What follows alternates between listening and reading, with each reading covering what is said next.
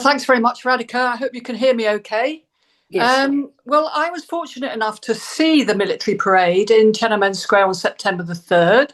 I was one of the specially invited international friends with family connections to China's resistance. My father was national organizer for the China Campaign Committee in London, which mobilized in solidarity with the Chinese People's Resistance from 1937. What I'd like to talk about is first, just briefly, some of the overall context of World War II, then the impact on China, why China's contribution to the defeat of fascism has been erased from history in the West, and why we should remember. So, first of all, taking the date back to 1931, Japan's invasion of Manchuria gives us a longer time frame to take in the international context. First, that the world was in a state of flux. Britain, still the lead imperialist power, had been catastrophically hit by the 1929 Wall Street crash, leaving a power vacuum. And Japan stepped in, turbocharged by its rapid militarization, and its aggression really shattered the fragile efforts of the League of Nations to build some structure of peace. Beyond words of condemnation, the world's major powers really failed to act, and this emboldened Japan and the forces of fascism worldwide. So we had the Nazi election in 1932, Mussolini's invasion of Ethiopia, Franco's coup in Spain. Then in 1936, Japan signed the Anti-Comintern Pact with Nazi Germany, and this made its subsequent further invasion into China in 1937 as an act of world war. In Manchuria, local resistance was brutally suppressed, but Chiang Kai-shek continued to concentrate his forces against the communist bases until 1937, when he finally agreed to join the CPC-initiated United Front. So up to 1941, the Chinese people stood virtually alone. Britain leaned towards appeasement, even closing China's supply route, the Burma Road, in 1940. And US loans came too little too late. The Soviet Union did supply military and financial aid under a secret agreement with the Kuomintang from 1937 to 1940. And anti-fascist and anti-imperialist groups in the West also rallied, inspired by Edgar Snow's Red Star Over China, published in 1937. And the China Campaign Committee, which I mentioned before in Britain, for example, embraced China's cause as Britain's cause in the fight against global fascism. Within China, the crisis awakened a national collective consciousness. In the last months of 1937, as the big coastal cities of Shanghai and so on fell, millions of traumatized refugees fled inland with no clear destination and few belongings. Inland cities and Red Army bases were overwhelmed. Now, China, of course, was one of the poorest countries in the world. There was hardly any medical care.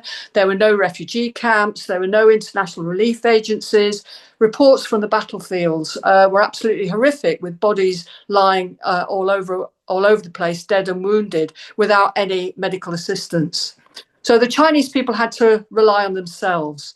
The entire population rallied in the war effort to provide health and social welfare, care for war orphans, and groups of refugees organized into cooperatives to produce blankets, uniforms, all sorts of goods. That was the famous Indusco movement, or Gunghe, work together, initiated by Rui Ali and Helen and Edgar Snow.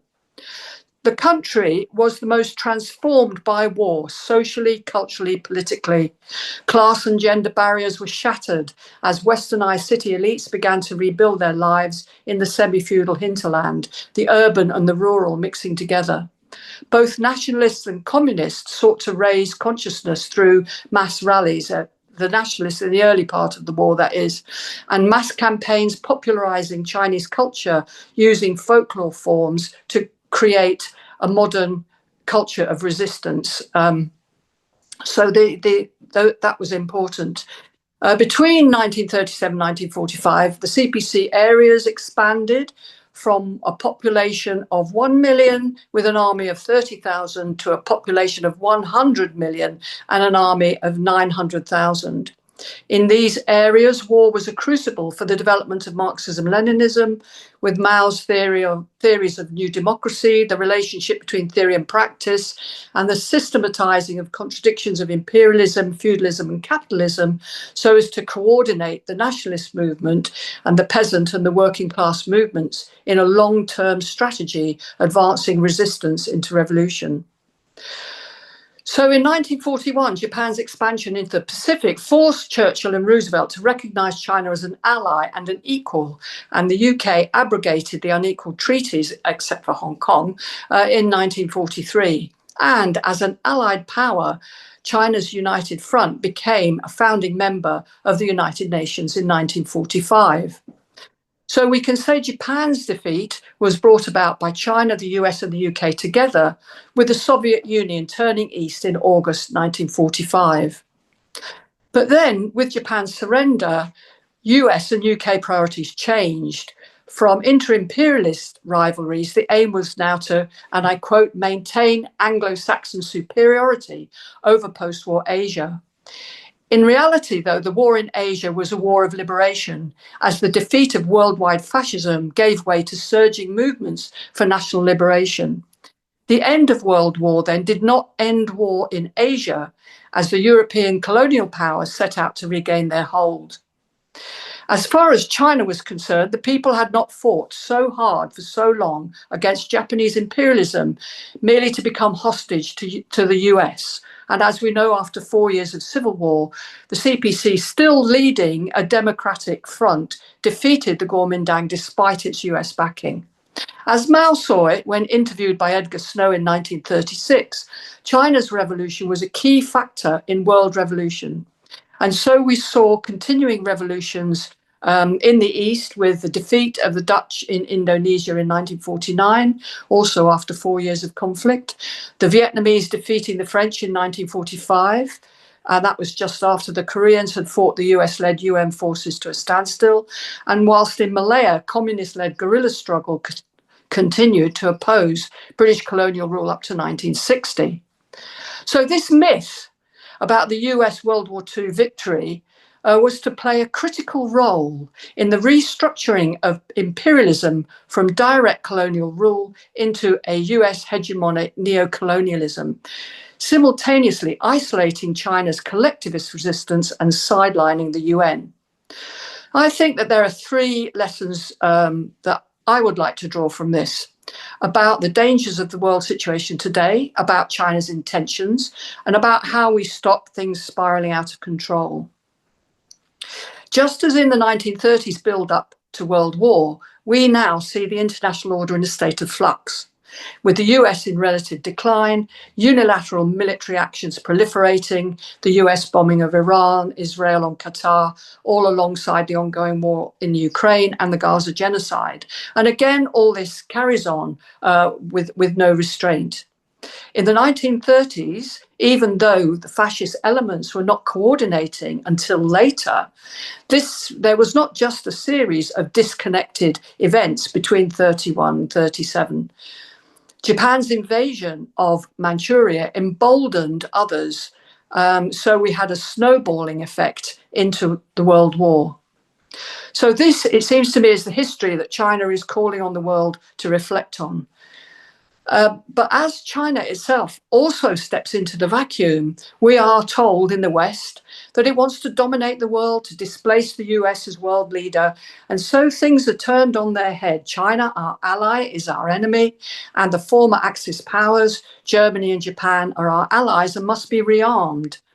In fact, China's real intentions remain obscured by the failure to acknowledge its role in World War II, that China made great sacrifices in the past in order to become part of a new peaceful world order, and that has been its enduring goal. So this is my first takeaway from September the 3rd, China's resilience in the pursuit of peace and UN values. You know, the worst of the situation today, in my opinion, is how the UN has been rendered irrelevant when we need it most. Apparently, Western powers will not accept an organisation with China as an equal. They continue to deny the real victory of World War II, which was the fact that fascism was defeated through international solidarity of people across the world. And that's my second takeaway, the need to rebuild international solidarity. We have to think about our shared future, the Chinese are saying, because of what history tells us about our shared past. I think that that is the deeper meaning of the VJ Day commemoration. Thank you. I'm Michael Hudson. I'm appearing here for the International Manifesto Group.